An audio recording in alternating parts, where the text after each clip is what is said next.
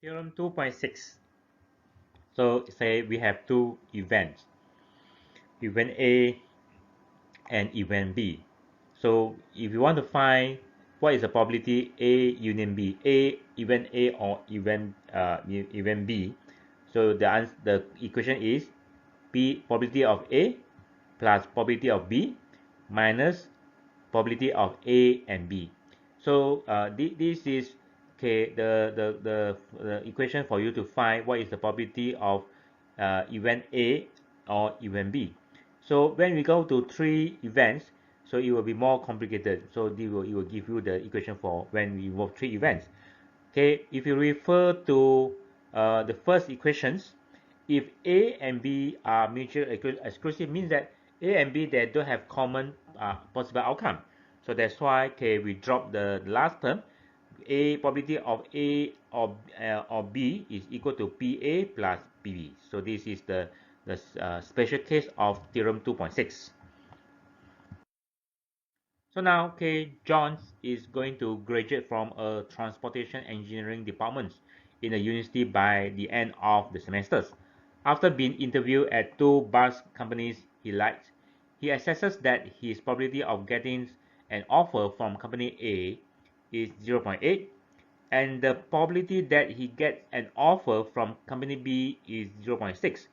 If, on the other hand, he believes that the probability that he will get offer from both company is 0.5, what is the probability that he will get at least one offer from these two companies? So at least means that he will get either A or B. So that's why we just follow the equation.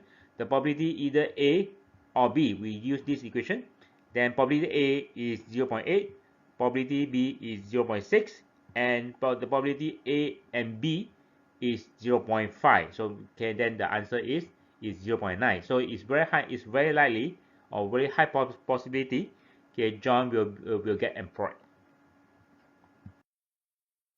Okay, so what is the probability of getting a total of 7s or 11s when a pair of fair dice are tossed?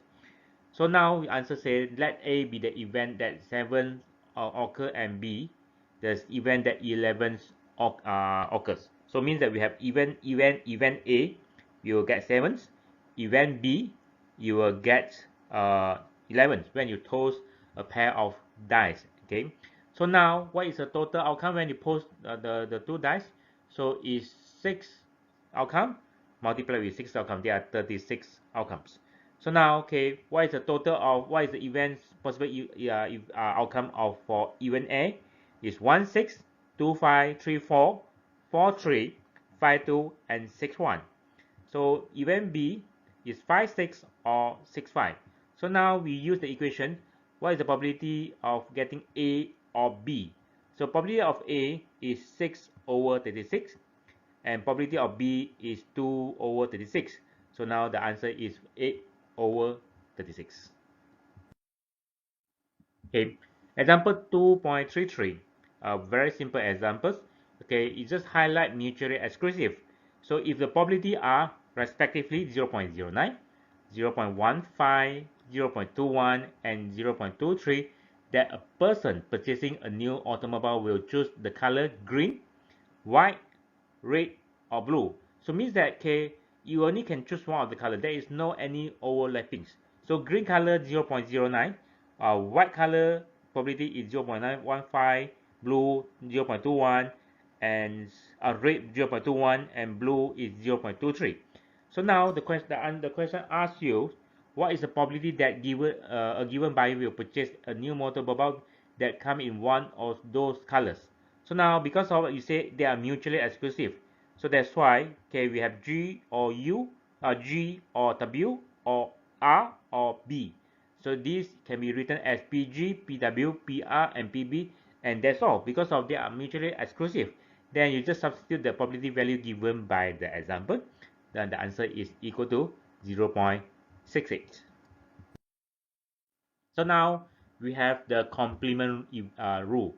So when we put bar A, probability of bar A is equal to 1 minus PA. So means that probability of A plus probability of complement of A will be equal to 1. They complement to each other. So now we see one example.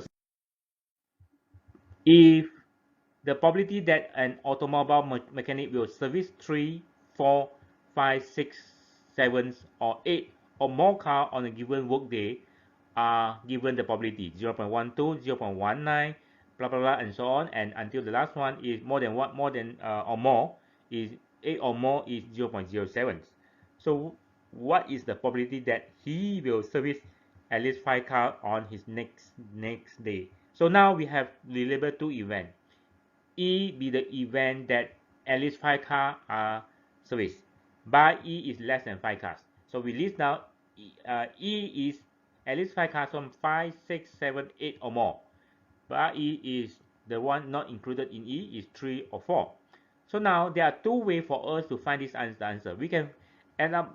We can add up 5. Okay, we can add up 0.24, 0.1, and 0.07 because of 5, 6, 7. You will get 0.69. But another way for us to get the answer is we use the complement rule. So because bar E is not included, that's why P bar E is equal to 0.12 plus 0.19. So that's why we use the complement rule is 1 minus the value, these two values, then we will get the same answer, which is equal to 0.69. Okay, suppose the manufacturer's specifications of the length of a certain type of motor car engine cables are 2000 plus minus 10 millimeters. In this industry, it is known that the small cable is just as likely to be defective, okay, as large cables. That is, the probability of randomly producing a cable with length more than 2010 millimeters is equal to the probability of producing a cable with length smaller than 1990 millimeters. The probability that the production procedures meet specification is known to be 0.99. So this is the background of the questions. So now I ask two questions, A and B, part A and part B. What is the probability that the cable selected is too large? And B, what is the probability that randomly selected cable is larger than 1990? So the A, because of it given that okay, the one mid specification is 0.199, so you only have 1%, 0.01, either too small or too big. So but they are equally likely. So that's why for part A, too large is 0.01 divided by 2. So the answer is 0.005. Okay.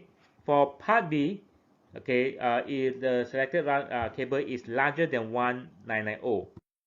1990, okay, it crossed 1990 to 1990 to 2010, which is 0.99, and 20 above 2010 is 0.05. So that's why the answer is 0.99 plus 0.005. Then you get the answer is 0.995.